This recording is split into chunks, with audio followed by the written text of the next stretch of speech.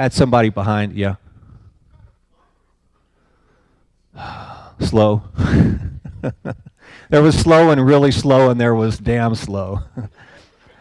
I think it took them 15 to 20 minutes to get to 10,000 feet.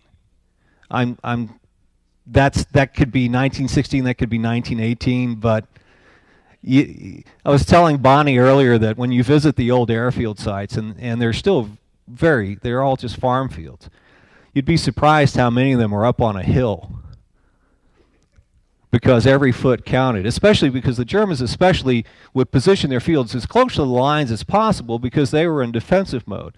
They wouldn't bother taking off until they knew that there was a formation coming. But when it came time to take off, if they could save themselves 200 or 300 feet, they'd take off 2 dinner plates on top of a pole if they could save some altitude. Somebody over here had one. Okay. Yes, sir.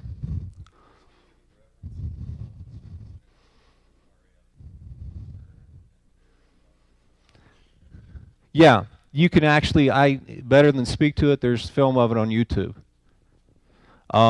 He was full military honors. His firing party were all officers.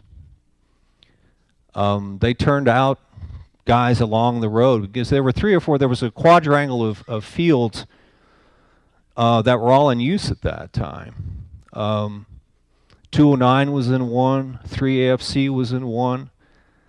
I think 24 Squadron was in one. So, you basically, from 3FC Field, you went up to the road, you turned right, you went into the village, you turned left, and there was a cemetery. It was about 1.5 miles. And they lined people up all along the way. But it's on YouTube. Just, the Red Baron's funeral. They took film of it. And there's actually a lot of film of von Richthofen and his colleagues on YouTube. Anthony Fokker, the airplane designer, was a kid. I mean, he was probably 20 years old when he started building airplanes. But he also loved the old cinematic cameras. And so, especially when Jasta 11 and JG1 were up in Belgium in the summer of 1917, he was around because they had the first prototype triplanes.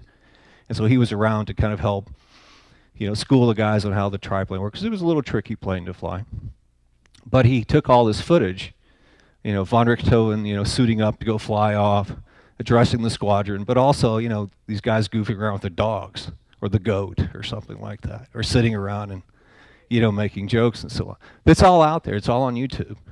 And it's amazing because you look at these guys, and I'll tell you here, you want to see a young pilot? This guy on the left, let me tell you his name. There's a story here. Lawrence Arthur Wingfield was shot down by the gentleman in the middle whose name was Lieutenant Wilhelm Frankel.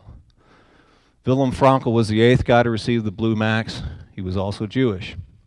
He was not only was he not the only Jewish World War I flyer, he was not the only Jewish World War I ace.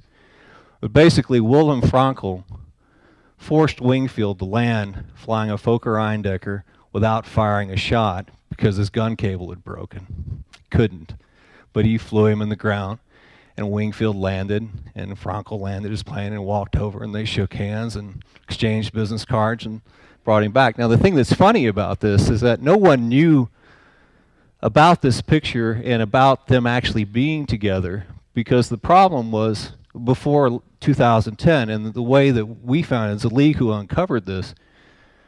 There was a Lieutenant Almendor who flew with Frankel, and his great-grandson donated a photo album to our group and asked us to tell him what all was going on. Well, in the album were a fair number of pictures that we had seen before.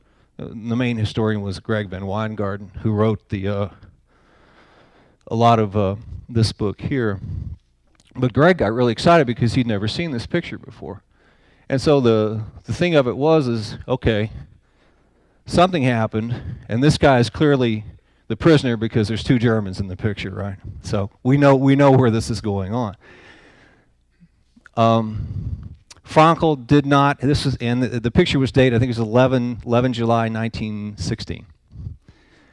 Picture was dated, we knew when it was, but there was no corresponding victory. Anything close didn't fit. Either it was a two-seater or the other crew was captured or whatever. So we didn't understand how these guys had wound up in the same room together. So start looking around and start looking for some other pictures. Okay, well, we've got Lieutenant Frankel sitting on the wheel of a one-seat version of the BE-2 called the BE-12. And, okay, that's interesting. Then we go a little farther and we see another picture. 4196, we have an aircraft identification. The pictures are next to each other in the album. Okay, this is the same airplane. Go back and check the sortie records for July 1916. Who was flying 4196? Second Lieutenant Babyface Wingfield. Okay, we know what happened. Another researcher from the League starts looking around in old German papers, and he finds an account that Frankel had written for actually a gliding magazine in 1916, the fall of 1916, talking about how he lined up on this plane, he pressed the trigger, nothing happened, but he stayed after the guy, stayed after him, and basically flew him into the ground. The irony of this story is that the reason why it never showed up on his victory list is that Frankel was not credited with a victory for forcing Wingfield to land. By the victory standards at the time, and the Germans, being my in-laws, I can say this about them, are draconian people. Since there was no gunfire, there was no air combat. Since there was no air combat, there could be no victory. So even though Frankel flew him in the ground, walked over and captured him, he was never credited with the victory. Frankel went on to score 20 victories, and he was shot down, ironically, in April of 1917 on the Belgian front in an Albatross D3. But he finished the war as the highest scoring Jewish ace. Now, some more post-war irony. One of Frankel's squadron mates was a Jewish pilot by the name of Willy Rosenstein.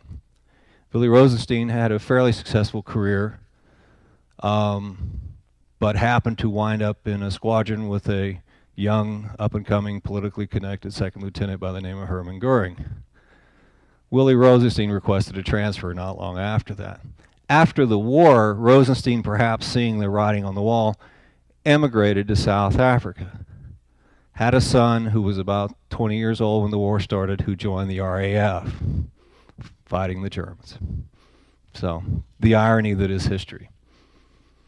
But again, the great thing about this particular story is that I don't know if I can say this categorically, because probably somebody would have figured it out eventually, but this is something that the world didn't know until 2010, until people from my group came across it. And this particular event was written up in our Centennial issue, winter 2010, which you can buy off our website. It's a great story. It's, I think an absolute, beautiful example of why the passion of amateur historians, and we're amateurs. I do this because I like it. No one's paying me to be here, but the food was great, don't get me wrong.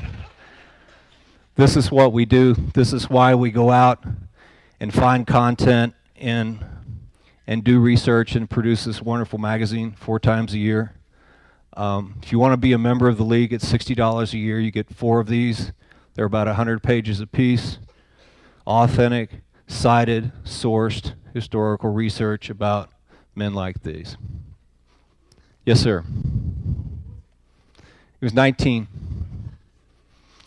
The thing about the British, if you had been to the right schools, they would commission you at 16. One of von Richthofen's victories was a young Welsh kid who was 2 weeks past his 18th birthday, and he had already been in the service for a year and a half. There were a lot of guys who didn't see their 19th birthday flying air combat. Anybody else? Yes? Wingfield was a prisoner of war for the rest of the war. Went back to England after the war, went on with his life. I don't know, I can't remember much about what happened to him after the war, but I know he survived the war and he was repatriated in December of 1918. I mean, keep in mind, after the war, Germany was kind of in a state of upheaval because the communists were making a real push to take over. So it took a while to get a lot of guys home.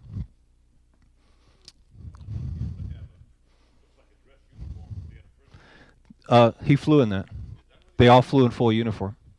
Even if they wore coveralls or they wore a leather coat, they were all in uniform. Ironically enough, von Richthofen, because it had been a foggy morning, the only thing he had on under his flying clothes were his pajamas. Because if they figured if they scrubbed the day, he was just going to go back to bed. So he died in his pajamas. True story. One more? Anybody? All right, thank you guys.